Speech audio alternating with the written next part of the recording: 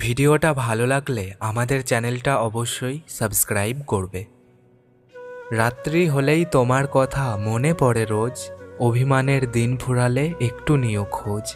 মন পাখিটা সারাদিন একা বসে থাকে, জানি না সে বসে বসে কি এত ভাবে।